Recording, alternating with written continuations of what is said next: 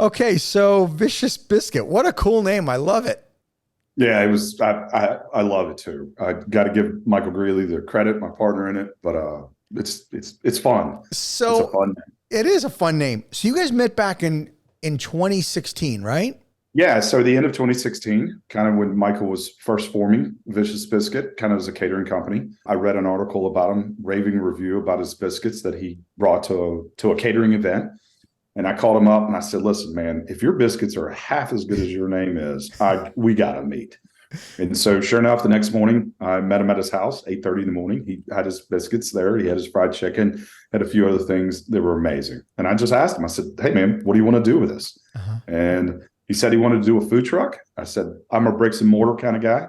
I said, "I think this thing will work. Let's put it together." And so we spent about a year kind of building out the menu, trying to get the location that we are actually in right now, Mhm. designing the kitchen, designing the flow, and put it all together and opened December 22nd, 2018. Nice. And where was that? This was in Mount Pleasant, South Carolina. So suburb just outside of Charleston, just across the bridge from Charleston. So So George, did you when you got together with Michael and decided on this, growing this thing through brick and mortar, did you have an idea of franchising initially? What was part of the initial vision for the company? sure. I mean, before you get into franchising, you kind of got to do the proof of concept, right? So we wanted to open the first location, tweak it. And then we were trying to open a second location literally a year later in Summerville, South Carolina, which is just outside of Charleston. Kind of had some delays with construction, went right into COVID, and we literally opened July 22nd, 2020, right in the heart of COVID. It was kind of our proof of concept to see if we could franchise it out.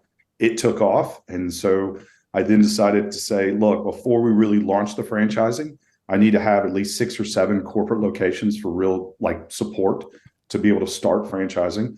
Because I was involved in franchising almost 30 years ago. And I knew it when we did it with only 4 locations at that time. We really didn't have enough support staff for the franchisees. So really the kind of delay of us launching franchising was to make sure, one, you have proof of concept, and two, you have kind of the support for those franchisees, because that's the biggest part. That's the most important part of franchising, in my opinion. Absolutely. So George, what's your background then? Let's go back to I think it was back to the mid 90s, right?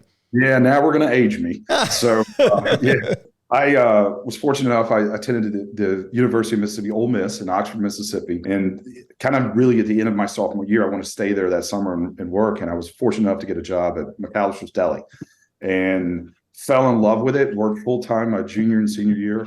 When I graduated, Dr. Newcomb, Chris Newcomb, the two founders, kind of asked me to move to Jackson. They were starting their franchise division at that time. Wow. Moved there in June of probably 1995, and we've trained the first franchisees. Boy, I tell you, if we could find a way to mess it up, we did it really well. It was quite the getting your MBA in franchising over the next year and a half, and Yep. it was a good ride, but learned a heck of a lot. And then, after that, I was there for about a year and a half and became the first employee to franchise out. So as I opened my own franchise locations of McAlister's in Columbia, South Carolina, I then kind of came back and started the FAC, the Franchise Advisory Council. So I went from the franchisor side to the franchisee side. Hmm. And it was really interesting to be, to kind of sit on both sides of the table. And then when we started the FAC committee, it was really cool because you then jump back over on the franchisor side. So Right. learned a lot in those 10 years of being a franchisee. Yeah, yeah, for sure. It's not every day that, we talk to somebody that's in franchising that has been on, both sides. And you prove the point though about it's important that you understand how each other work and you have to work together. And I always say, franchising, the franchisor franchisee relationship it's a push-pull relationship, right?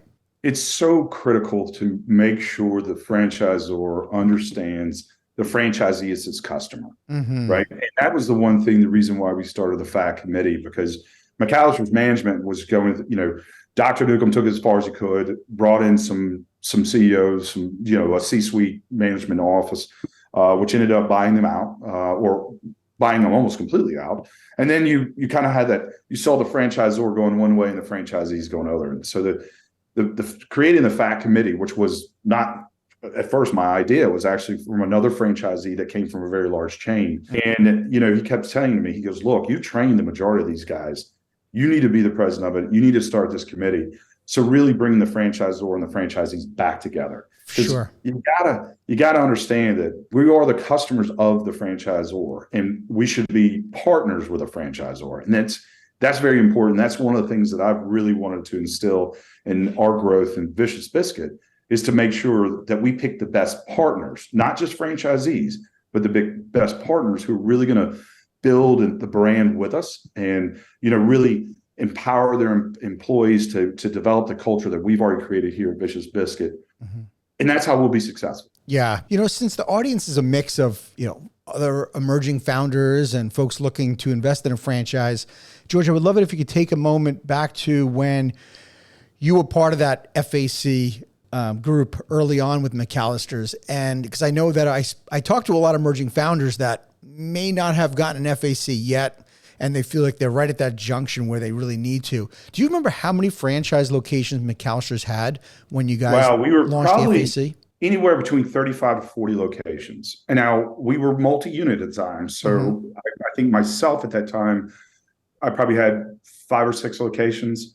We had other franchise groups that had multiple unit locations. And the people that we brought on to the FAC committee we appointed to were multi-unit franchisees already of McAlister's. And one of the gentlemen that we brought on, they were previously, I want to say they were a TGI Fridays franchisee. So they were already in, considered like a number in that franchise group, but because of how large it was. And so we were still, first name basis. And I think it was critical for us to create it at that time, because it was really the sharing of information, but to understand the pain points that franchisees were going through, going into new markets the brand wasn't known in, going into different, just really, I guess it's really different markets and different municipalities of kind of a different customer base we were used to in the South. And so when McAlister started kind of going, in the North and out West and really down South in Florida, we really needed to have that kind of that diversity of different areas from franchisees to understand what works and what doesn't work. Wow. Michael is so fortunate and lucky too, as much as you are lucky to have found him and the recipe and the company, he's equally as lucky to have found you, because having an opportunity to cut your teeth in franchising the way you did is, you don't run into people every day that are starting a brand out and have had that background. So you guys it's like a dynamic duo. Yeah. Well, he has the fun job. He gets to create. Well, okay, let's talk about Vicious Biscuit and your franchise journey. So if you don't mind, I'd like to ask you, did you guys seek outside help in getting the franchise off the ground? Did you use outside consulting? Did you just use a franchise attorney? I say this because the emerging founders are so curious that I talk to on how everybody gets started. Well, first off, I was really kind of going back and forth when or if we were going to franchise. Okay. And so as we were growing, I kept on getting so many requests, so many emails, bring it to our town. Hey, we want to franchise. Hey, we want to go. I mean, from all over the United States, even outside of this, even outside of the United States, we were getting requests. And so funny enough, I called up the gentleman that I worked with. I actually trained, Patrick Walls. He came actually from Frame Corp, hired on by McAlister's to be the in-house attorney to handle franchising. And I already told him, I called up Patrick. I said, listen, I don't know if you know what I'm doing. And he goes, yeah, I've seen what you're doing. You got a really cool concept. And I said, Patrick, I'm on the fence. I'm getting so much request about franchising. Should I do it or should I not? And he says, absolutely. You got to build the brand. Franchising helps the brand across the board. And so I had already, I went back when we started really ramping up Vicious, I went back and hired one of my old directors of operations who had been through kind of that franchise, franchising with me with McAlister's Deli, and even another franchise we were involved in.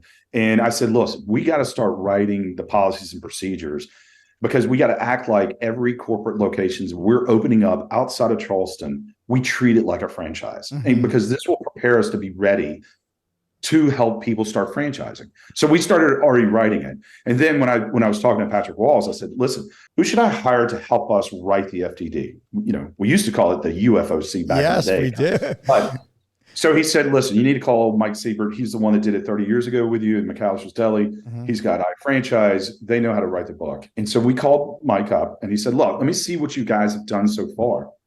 And I already told him, I said, look, you kind of get this a la carte menu of how to write or do the FTD from the FTD all the way through all your training, all your marketing, everything. And I said, Mike, I just need you to do the legal side of this on the franchise. We already have all of, the back office, the training, everything that's needed to really run it. Right. And so it made our system a lot easier because we were pretty much prepared because we're experienced. Now, someone who's not experienced in it, I would say by all means, it's worth its weight in gold to pay a business or a company like iFranchise who's experienced in it, because they'll really prevent you. They'll help you with time, right? Mm-hmm. Because time is the most valuable asset we have. For sure. And two, they'll help you to make sure it's structured correctly so you're not, stumbling and having to go back and rewrite things and recreate your franchise policy and your operational procedures.